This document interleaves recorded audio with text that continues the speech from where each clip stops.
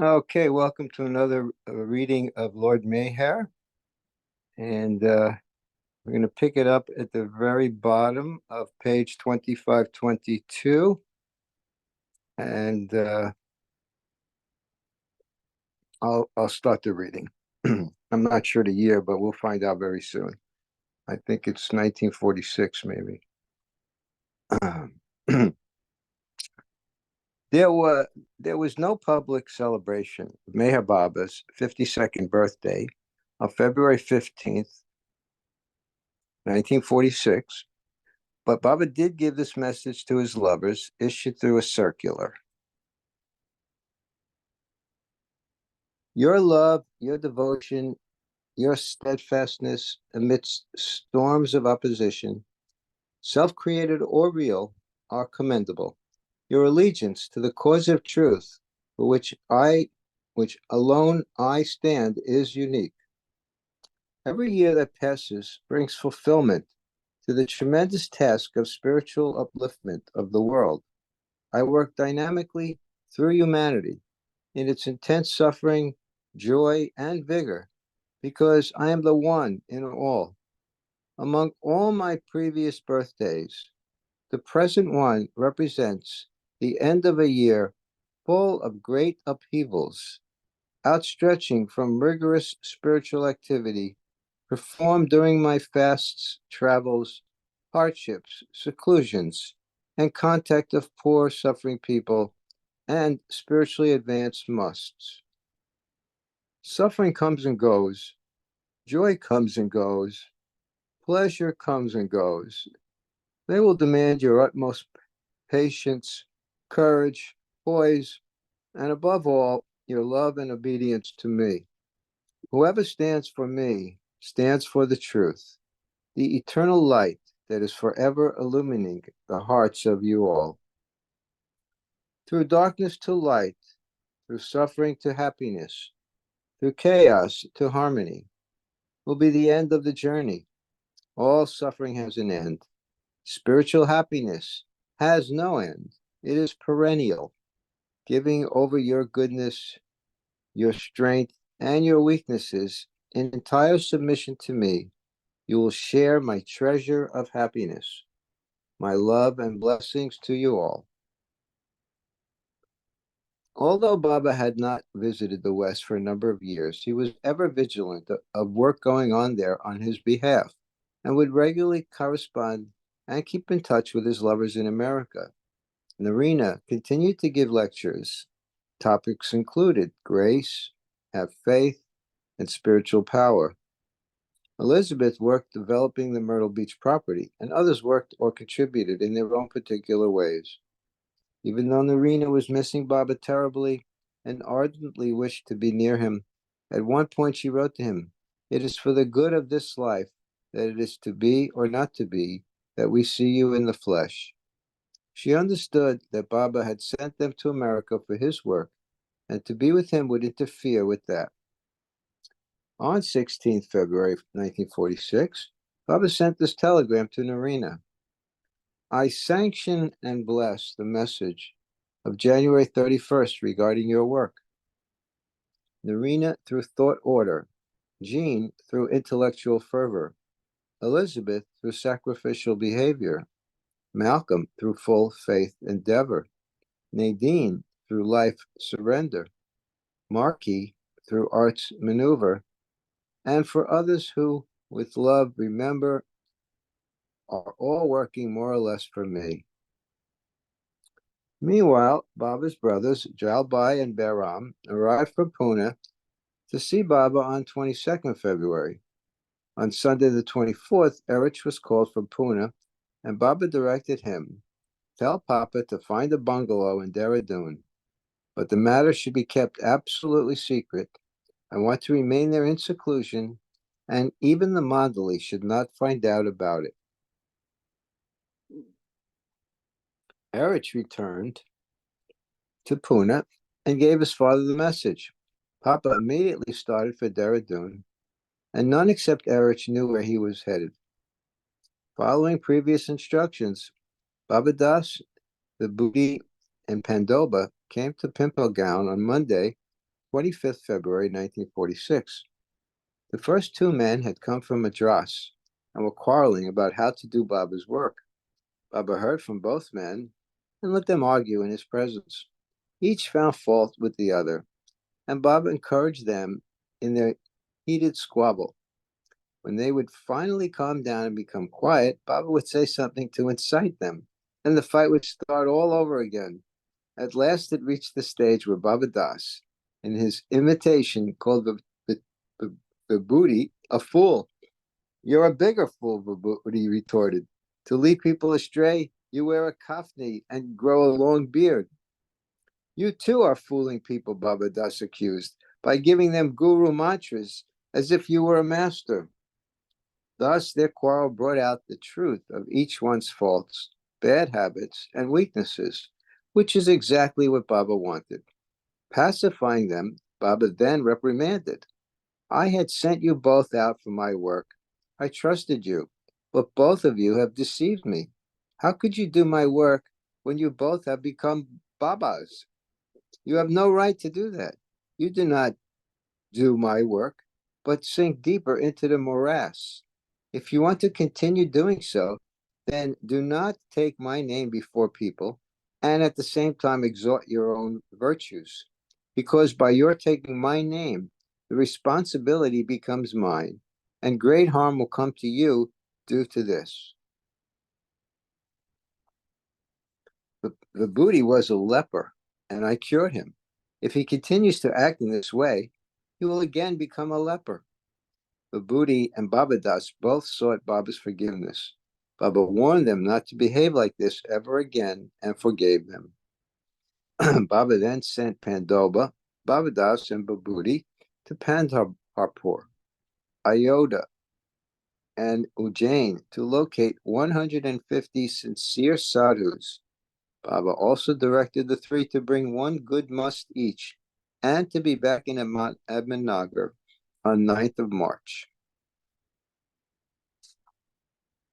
Baba had already informed Pandu, Erich, Kaka, Shagun, and others about his intention to give prasad to 4,000 poor people. The Meherabad Mandali were mobilized day and night to find such persons in Ahmednagar district. They issued passes, bought thousands of 2-yard pieces of white cloth, and rupees 10,000 worth of peanuts. They were to bundle up individual packs of 16 pounds of peanuts wrapped in a piece of cloth for Baba to give as prasad. On Sunday, 10th March 1946, Baba went to Kushru quarters where he discussed the program with the Mandali and Nusarwan Sata. Baba Das, Vibhuti, Pandoba, Maruti R. Bhagat, Naval, Barodia, Sarosh, and others. Baba instructed Sarosh should arrange for transportation, trucks to bring the sacks of peanuts, and buses to carry the poor to and fro. Eric should oversee the general arrangements. Pendo should distribute the entry passes and look to other matters. According to his wishes, all participations were made, and Nusarwan and the other local men assisted the Mandali. At 6:30 on the morning of Saturday, 16th March, Baba, Kaka, and Gustaji were driven in a Pontiac by Shankar to Kushru quarters. Adi Sr. joined them, and they drove to Meherabad, where Don was picked up. Others followed in a bus, including Erich, Pendu, Anna 104, Vibhuti, Baidul, Nusarwan, and Jalbai. Baba distributed the bundles of prasad to 1,000 poor people of Kolgaon village and returned at 11 a.m. He had lunch at Akbar Press, and in the afternoon distributed more bundles of prasad to another 1,000 poor people in Jamgaon. The next day, Baba did the same for 2,000 villagers in Mirajgaon village. In all three places, Baba sat in a separate room to distribute the prasad. Baba washed the feet of every person, laid his head on them, and gave them his divine gift. Among the poor were several who were blind, crippled, and diseased. All were brought with great care to receive the God-man's support. They were close to the ocean, but they knew nothing of it, Age observed. They did not know who they were seeing, yet something happened within each, and they felt that the giver was someone great. After these programs ended, Baba broke his fast, which he had been observing from morning to evening while distributing the prasad. On Friday, the 22nd of March, 46, Baba went to Meherabad, where he spent the day on the hill with the women. Later, privately, he informed the men, "Soon I will be disbanding the ashram on the hill and sending all the women back to their homes. This will free me to face the personal danger to me that is to come. The men, Mandali, will stay with me, but only a few who will accompany me will be brave enough to face the danger." Baba returned to Meherabad early in the morning of 13th April and was driven back to Pimpalgaon at 10 a.m. Adi Senior brought lunch that day for Baba from Sarosh and Vilus, and at 1 p.m. he drove Baba to Kushru quarters. Waiting to meet Baba there was Gadakar and a new lover, Bapu Saheb Bahirji Shindi. Before returning to Pimpalgaon, Baba again went to Meherabad, accompanied by Adi. In the first week of April 1946, Jal Karawala's letter from Raipur was received, stating that the hut on Angiras Rishi Hill, in which Baba had worked with such intensity, had burnt down in a jungle fire. Hearing the news, Baba smiled, and his smile indicated to those present that the final stage of his work, which began there, was now complete. Elizabeth Patterson's mother, who had met Baba in 1932, died in March 1946, and Baba sent Elizabeth this telegram: "Your mother has come to the Divine Universal Mother." On 14th April 1946, Nadine Tolstoy breathed her last in New York's Roosevelt Hospital at the age of 62. Baba received the news on the 16th in a telegram from Narina and immediately cabled back, "Tell Elizabeth Nadia lives in me, with me, and for me more than ever before." Adele Wilkin, who was already solely Baba's, had been nursing Nadine until the end. Countess Nadine Tolstoy had been in Baba's contact since 1931. She had come to stay at Nasik, was with Baba during his Blue Bus tours, and now joined him forever. As Baba once remarked about her, "Nadine is one of my rocks, on whom I can depend." Thus, during the last 7 years, 12 close lovers of Baba had died. Christine and Mabel in London, Nani in Bangalore, Bao Saheb in Pune, Sampath Iyengar and his cousin Swamiji in Madras, Chanji in Srinagar, Masaji in Meherabad, Khan Saheb in Ahmednagar, Walter Mertens in Zurich, Garrett Fort in Hollywood, and Nadine in New York, not to mention Upasni Maharaj and Narayan Maharaj. Wow.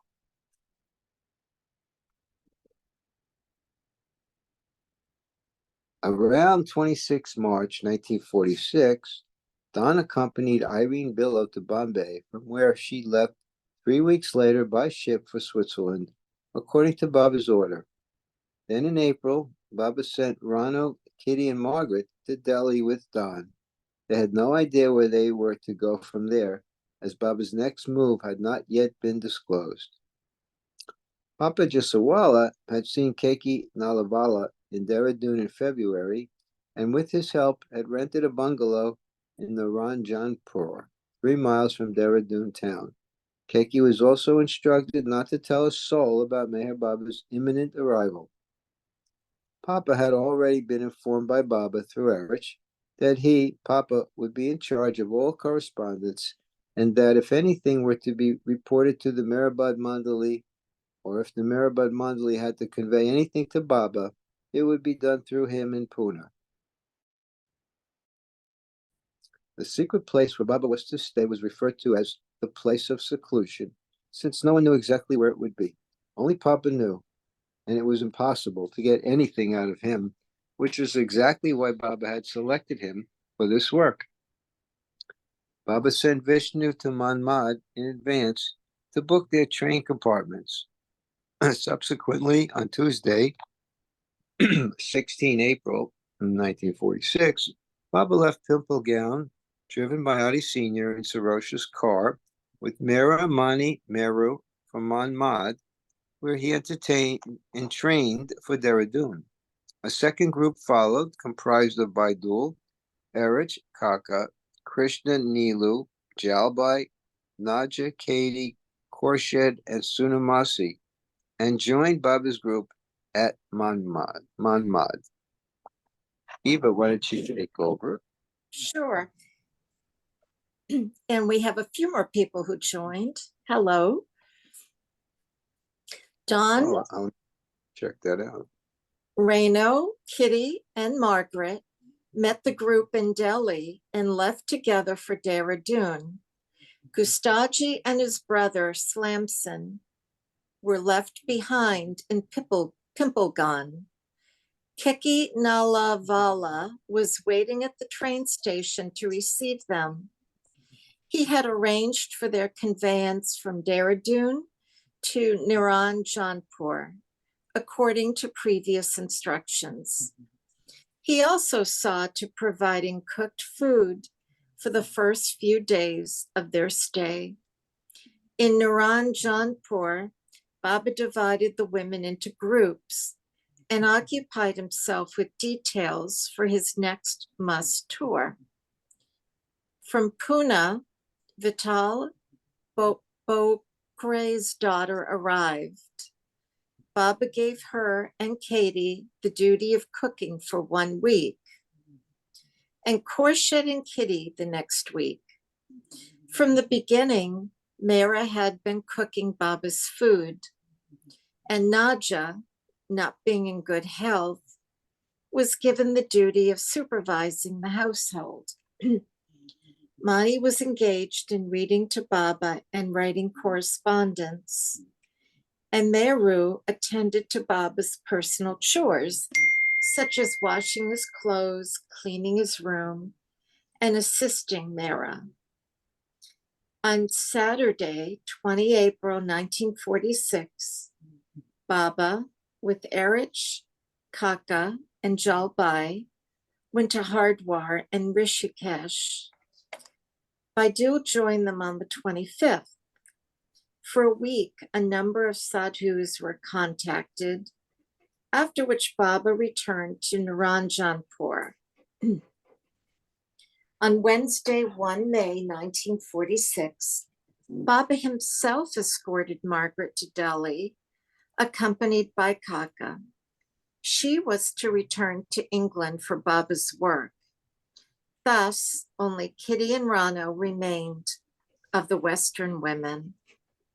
For the first time, Margaret rode in the compartment with Kaka and Baba. At the Delhi station, Baba told her, "Take my love to the West." It was difficult to book passage on ships bound for England, but by Baba's grace, Margaret managed to do so 10 days after landing in Bombay. And so, after having spent 7 years in India with the master, she returned to her homeland. Before leaving Pimplegan, Baba indicated to Margaret that upon her return to England, he wished her to go to America as soon as possible and to travel as much as she could throughout the country. Margaret was surprised and explained that it was difficult to travel to America then. Baba laughed and spelled out, "You must go. I have made you my link in America." Indeed, soon after arriving in America, Margaret found a job touring with the American Ballet Theater, which took her crisscrossing the country. From Delhi, Baba traveled to Panipat, where he worked with 12 musts. A naked blind must called Aladia was sitting in the open near the shrine of Qutub Buwali Shah Qalandar. Baba contacted him privately by having a sheet hung around them. The blind must saw Baba, and from his silence, Baba talked with him. The interchange was something inexplicable. Baba's language of silence cannot be heard, noted Age. Yet in it, all languages are contained. The other 11 Panipat musts who roamed about the town were each utterly naked in all seasons. One was a young boy of only 9 who played in mud pits. From Panipat, Baba and his companions proceeded to Ludhiana, where on Saturday, 4 May, Baba communed with Guni Yatri Dandekar. And footnote. Guni Yatri literally means of the 5th plane. He wore an ochre robe and had an ashram of many men and women disciples. This 5th plane must confined himself to a room in solitude all day. In the evenings, he gave darshan. When Baba arrived at his ashram, Arti was being performed. And after the ceremony, Baba contacted the saintly man alone in his room. Baba also contacted a must known as Dandi Swami, a large man who sat all day in a room in a Hindu temple courtyard. He met with people at a daily arti ceremony. As per the prevailing Brahmin orthodoxy of the place, Baba and his companions were required to turn out their pockets and remove their shoes, belts, and wallets so that no leather was on their person when Baba contacted him. On Sunday, 5 May 1946, in the village of Sangatpur near Pagwara, Baba again contacted Neki Shah Baba. Baba gave him sugar and grain, which the must wanted powdered and mixed with water. As soon as the must asked for this, Baba sat down and, with Baidu's assistance, worked a small hand mill, grinding wheat into flour and then mixing it with sugar and water. He fed this paste to Neki Shah with his own hands, and afterwards, the must gave a little to Baba, which he ate. In such ways does the Lord of Love become the slave of his true lovers. In a neighboring village, Baba again contacted Kudai Baba, who made Baba sit in a chair and offered him a cup of tea. Baba then left for Amritsar, where he united with the good must sign. This must was of the Koja sect. Note. Sect by the Aga Khan, a Muslim leader in India. One of the most significant contacts was Kala Sain, who was famous in Amritsar and was reputed to be well over 110 years. This venerable man seldom spoke to anyone and kept aloof, hidden near a shrine in a wild and lonely place on the outskirts of the city. During his contact on the 6th, Kalasine was found utterly naked, sitting in the shade of a tree. Baba expressed how much he liked this saintly man. In another neighboring village, Baba contacted a good must called Kudai, who made Baba sit in a chair and offered him a cup of tea. Baba reached Lahore on Tuesday, 7 May 1946, where he again worked with 12 musts. Of significance was a teenage girl, also called Mastani Mai. The young Mastani lived in a hut made of junked railway sleeper cots near the banks of the Ravi River. Although such an isolated place made her prey for some of the worst derelicts and rogues, no man would dare bother her. Moti Baba was a tall, thin, clean-shaven must, near 60, who sat leaning against a wall in a place called Kanjiri Mohalla. He was sometimes naked and sometimes wore dirty old clothes, resembling tattered rags. He was much revered by the prostitutes in Lahore, who regularly offered him meals. On the 9th, near Sialkot in the village of Talwara, Baba communed with Kaka Shah, a high must, whose abode was the shrine of Tok Shah. This must's main preoccupation was collecting bundles of stale chapatis and pieces of paper and glass, which he kept near him. In the village of Said Anwali, a few miles from Sialkot, Baba contacted Kaka Said. He was held in great reverence by the people of the area, who knew he had remained for 25 years outside a particular mosque.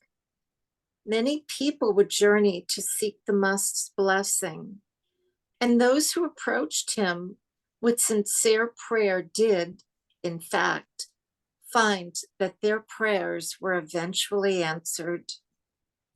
Traveling on to Jammu on 11 May, Baba contacted the highly respected must, Falawala Baba, who was surrounded by a small group of devotees. On the 13th, in Wazirabad, Baba located a few musts. The most impressive among them was the much revered must, Fakir Sain Chanabwala. In Saharanpur, Baba recontacted the 6th plain must saint, Ramatullah, who had previously acknowledged Baba's great spiritual stature.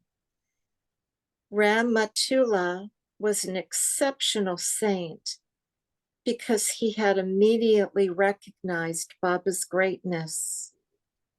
Along the way back to Naranjanpur, Baba stopped at various towns and contacted musts.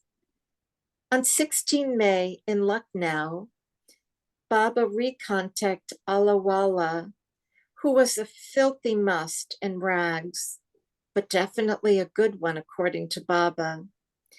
His abode was a dirty niche near a mosque. Okay, let's let Rosalie pick it up here. When anyone approached him, he would raise his hands to the heavens and cry out, Allah!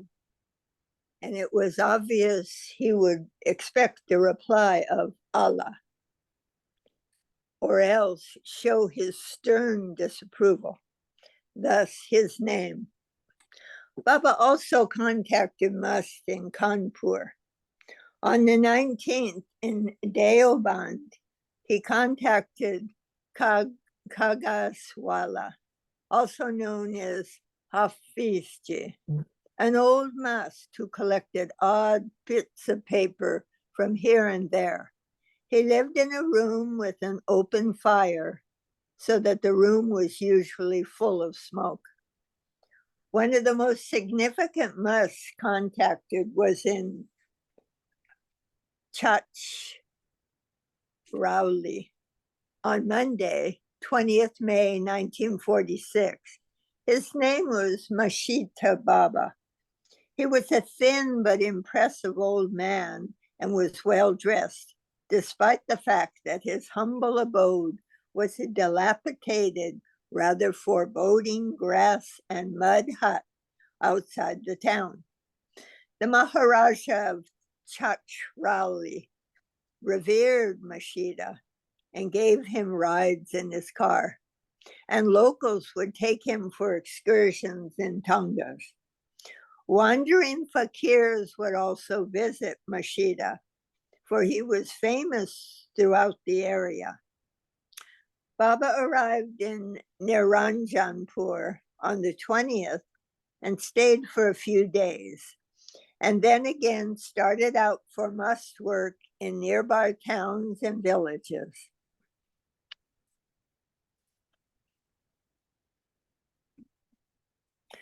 Krishna Nair had been with Baba doing the night watch duty since 1941. The standing order to all the Mandali was not to make the slightest noise while keeping watch. To fulfill this duty, one had to become like a statue, not for an hour or two, but at times for the whole night. Mosquitoes, which were widespread in Naranjanpur, used to pester Krishna incessantly. One night, as a mosquito was biting his cheek, Krishna carefully slapped and killed it, hardly making a sound, but it was enough to disturb Baba, who asked what the noise was. Krishna replied that a mosquito was biting him and he killed it. This displeased Baba, and he found an excuse to severely take Krishna to task for half an hour. Afterward, Krishna thought, no one who calls himself the embodiment of divine love could get so upset over such a minor mistake. Is he God or the devil? After an hour, Baba asked, what are you thinking? Nothing, Baba, Krishna replied. Tell me the truth. I was wondering whether you are God or the devil, he admitted. Baba just smiled and after a while informed Krishna, I am going to Hardwar tomorrow. You should come with me.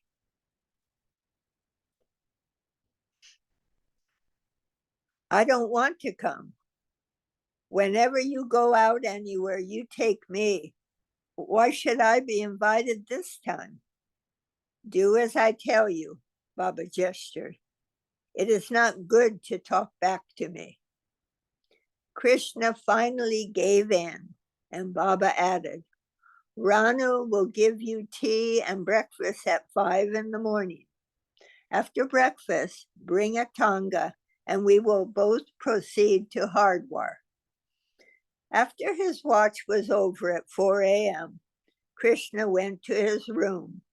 He took a bath and went out to look for a tanga. When Ranu could not find him for breakfast, she told Baba. While a search was made, Krishna returned with the tanga. Upset, Baba scolded him.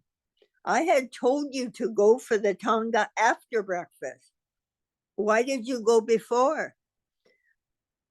Krishna explained. Tongas are not readily available at such an early hour, Baba. I left so we would be sure to get one and not be delayed in departing. Who told you to use your brain? Just listen to what I say. What you did was not good. Never disobey my order. Krishna had his breakfast and again mulled over Baba's seemingly demonic tendencies. Baba took his seat in the Tonga with Krishna. On the way, a few empty Tongas passed by, and Baba teasingly remarked, "And you said the Tongas were unavailable? Now look how many there are." Reaching Hardwar by train, Baba occupied a room in a dharamshala. Staying inside, he directed Krishna, "Lock the door from outside and go find out where Maushwala Baba stays." Krishna left accordingly. He found where Maushwala's abode was and came back and told Baba. Baba immediately set out with Krishna in a Tonga to contact the must. The place was 6 miles away. Baba gestured to Krishna to ask the Tonga driver if there were any must along the way. The driver responded, "Yes, half a mile away there is Nanga Baba. He has been standing on one foot under a tree for years. After 6 months, he switches to the other leg. But the Tonga cannot go there as the road is too rough." Nearing the place, Baba got down and instructed Krishna to tell the driver to wait. The driver wanted double the fare for waiting, which Baba agreed to pay. Baba indicated to Krishna, "Walk slowly behind. I am going ahead." As Krishna followed at a distance, he observed an unusually splendid sight. The instant Nanga Baba saw Baba approaching, he folded his hands and shouted, "Lord, welcome, welcome. Long have I waited to see you. For years I have thirsted for you alone. Today you have come. Oh Lord, emancipate me." Nanga Baba fell at Baba's feet and began weeping. Seeing this, Krishna thought, "How stupid I am. Even while staying with Baba, I was thinking he was Satan. And here is this must pining just to have a glimpse of him." The must had not spoken for years, and he broke his silence for the first time upon seeing Baba. When Baba was about to leave, the must again fell at Baba's feet and begged him, "Please relieve me of this body. There is no purpose in my living since I have now seen God." After leaving Nanga Baba, Baba and Krishna rode on in the Tonga to see Maushwala Baba. Baba worked with him alone, keeping Krishna at a distance. Maushwala was a tall must, living only on water. He unexpectedly asked for sav, a salty snack made from chickpea flour.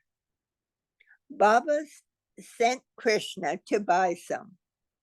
It was not available in the tiny village, and the city was 6 miles away. Luckily, Krishna got a ride in a car and brought some for the must. But Krishna did not know that sav also meant apple. Oh my God. Seeing the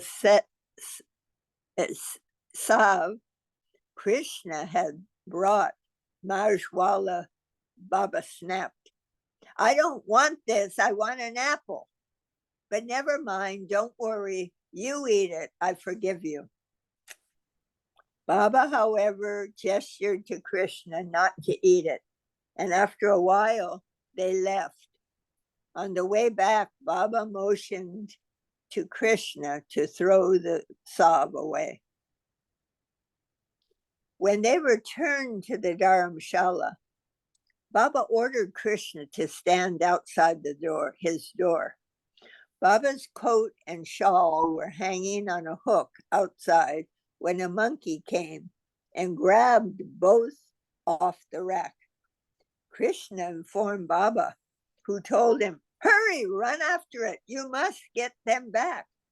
Krishna ran after the monkey as fast as he could, but the monkey jumped from building to building, eluding him. Fed up, Krishna began crying. The monkey dropped the shawl, but it still would not let go of Baba's coat. After chasing him for a long while, Krishna was about to give up when the monkey suddenly stopped. It smelled the coat and then threw it down in disgust. All right, you know what? It's just about 12 noon here. Maybe we'll stop the reading now. Oh, but we had to do the end of this. Oh, okay, sounds good. He threw it down. Because there's an asterisk after. Go ahead. Yeah, go ahead. Finish. But it's gone. Oh, I can't oh. say. He smelled the coat and with disgust he threw it down. Wow. Silly monkey. Right.